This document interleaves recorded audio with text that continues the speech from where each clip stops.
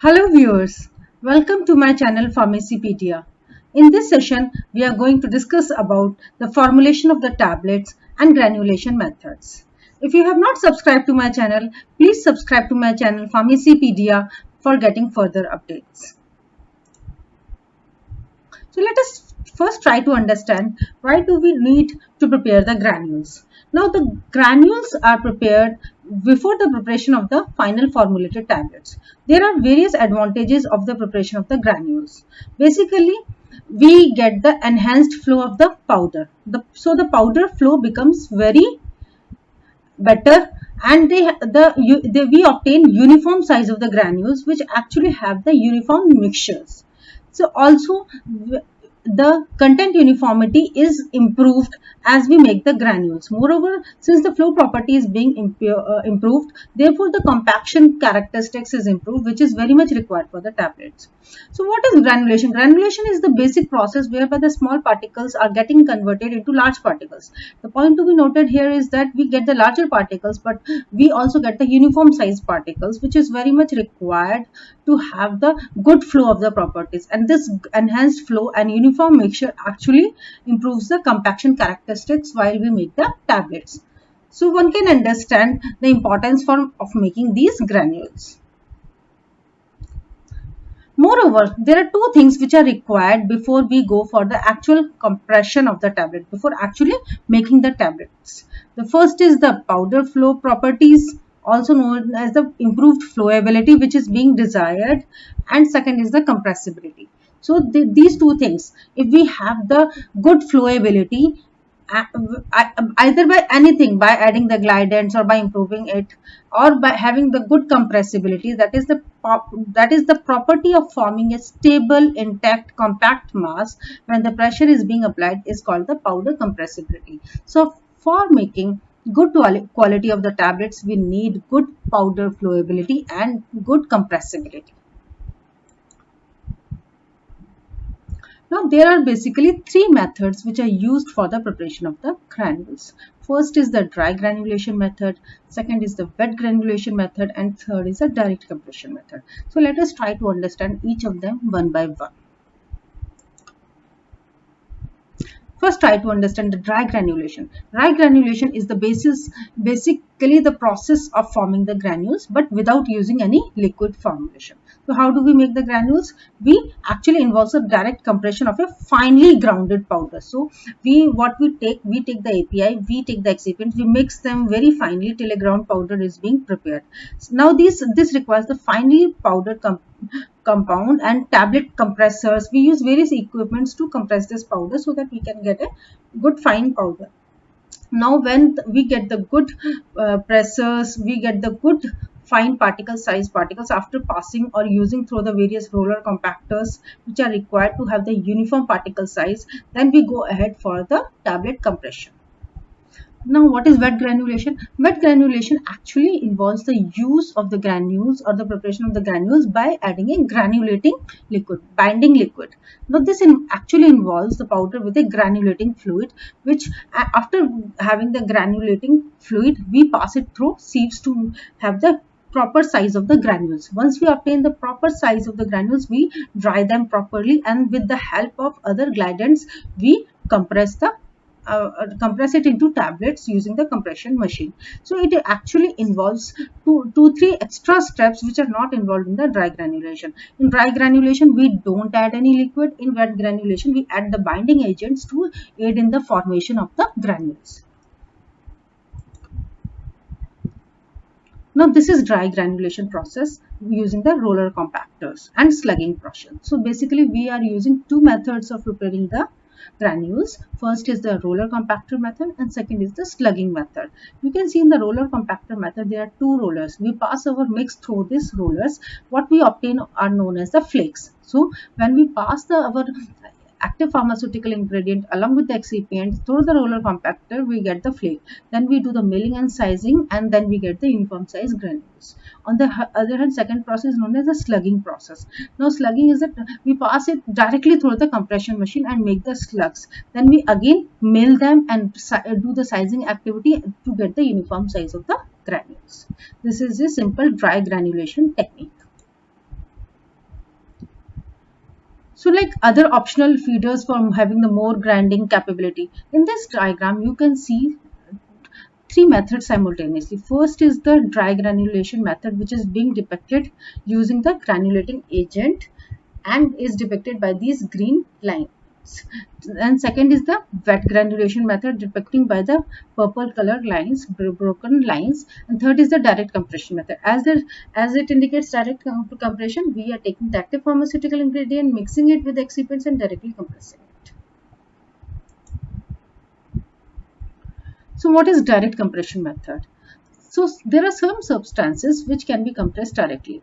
So directly compressible diluents is, it should be actually inert, compactable, and it should be able to maintain the compression capacity even after adding the disintegrates and other ingredients. So direct compression material should always possess the good flowability properties and compressibility. Actually, these two things are required. Either you go for the wet granulation, dry granulation. For having the good tablets, you have to prepare the good granules, and which will be only prepared once you have the good flow properties and good compressibility. So an ideal compressive material should be inert, tasteless, reworkable, inexpensive, and it should be able to disintegrate. So in the flowchart also you can see we are taking the active pharmaceutical ingredients along with the fillers, disintegrants, lubricants, and mixing them properly and directly compressing them into the form of the tablets. So excipients plus super disintegrants plus drug powder blended by trituration and finally compressed. So in the direct compression method, sometimes it is not feasible to go ahead for the direct compression method. So what can be the reasons? When you have the dose of the drug which is too high for its compression, suppose you need 1000 mg, then it becomes very difficult when you mix it with other ingredients and you directly compress it. Second, there are certain drugs which are sensitive to heat and moisture. For example, aspirin, you cannot go by the wet granulation technique, or like because it has increased hygroscopicity, its crystalline characteristics, properties, and there are certain also multivitamins which cannot be directly compressed. Then sometimes the compaction of the components of the tablet by means of a tablet machine is very difficult, and certain process like milling and screening prior to the fluid compression. So you can see in the dry granulation or with the wet granulation method, you need to go ahead with these steps. Then comes the roller compactor. Roller compactor is used to make the granules in the dry granulations. As I have discussed earlier, you are passing your active pharmaceutical ingredient along with the excipients and passing through two rollers and compressing them and getting those flakes. We get the flakes. After that, we go for the direct compression. Then what are the limitations of the dry granulation? Actually, it requires drugs or excipients with cohesive properties. If the material is having the frictional property among themselves, then it becomes very difficult to make the tablet. So for making the good tablets with the dry granulation techniques, the drugs or excipients should have some sort of the cohesive properties so that they remain binded together. Moreover, the large particles must be used, acceptable flowability, and with having good bulk density. If the drug powder has low compatibility, it is also difficult to make it into the tablet form. Also, it needs directly compressible fillers that is usually expensive. For example, the microcrystalline cellulose, spray dried lactose, etc. Then the wet granulation techniques. Wet granulation techniques basically involves passing of a mix of dry primary powders particles using a granulating fluid. So the fluid can contain a solvent that must be volatile and non-toxic, because we want our solvent to go away. Actually, solvent is not playing role apart, it is acting as a binding agent. So the granulating solvent may contain a binding agent to ensure adhesion between the particles. Now, what are the advantages of wet granulation? Wet granulation prevents the segregation of the constituents of the powder blend. It actually inculcates that cohesive feeling whereby your active pharmaceutical ingredients and your excipients remain intact to each other. You can see in the flowchart diagram as well. You fill the API filler, then you mix it, add solvents, wetting agents. So you can see in the number of steps are basically more into the wet granulation techniques. But believe me, you get a better quality of the granules. You have the more uniform size, you have more compressibility, you have more homogeneous mixture once you get through the wet granulation technique, because it actually improves the homogeneity. It have the uniform distribution of contents and the color. The resolution rate of hydrophobic drugs may be improved by using the wet granulation techniques. It overall improves the cohesiveness and compressibility. So what are the limitations of wet granulation techniques? Wet granulation techniques actually involves a large number of the steps. So the process becomes little bit complicated. Moreover, it is not suitable for the heat and moisture sensitive drugs. It's an expensive process also. It cannot be used for moisture sensitive drugs. The use of soluble dyes often sometimes lead to the migration of dyes. So the color disparity may be there. And apart from that, we use the equipments. Traditionally, dry mixing and wet granulation process has been carried out using sigma blade mixtures or like heavy duty planetary mixtures. Now, what is the mechanism behind the granulation? Basically, these five forces act on them once we make the granules. First is the adhesion and the cohesion forces. Second, interfacial forces. Third, mechanical interlocking. Fourth, attractive forces between the solid particles. Formation of solid bridges between after solvent evaporation. So these are the five major forces which actually are being formed and which leads to the good tablet formation. Now, what is the mechanism of granule formation? When we make the granules, so the wet granulation technique, first comes the nucleation, second stage is the transition, and third is the ball growth. So nucleation is the first step whereby different nuclei they come closer to each other. So then comes the transition phase. In the transition phase, they get attached to each other, and third is the ball growth, whereby the agglomerates are being formed after adding of the particles towards each other. Now, what are the granulation equipment on the commercial scale is done through three famous types of the equipments. First is the single pot granulator, second is the high shear mixture granulator, and third is the fluidized bed granulator. So like single pot granulator, here there is a single pot whereby the granulation, all the materials are being mixed, their granules are being prepared and they are dried over here. And high shear mixture, as the name indicates, high shear mixture, actually it is having the high pressure at a very fast speed. The chopper sizes there are hard, so the granules are being prepared at a very fast speed.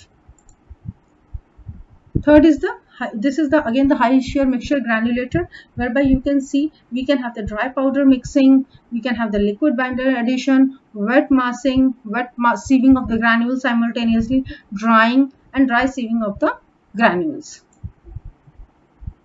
This is the fluidized bed granulator. It is very popular granulator in the way that the granulators which are produced in the fluidized bed granulators are homogeneous granules because of the gentle product handling. It also have the intensive mixing of the solid material, uniform spraying of all particles, uniform reproducible product quality. So why it happens, you can see the mechanism is very simple.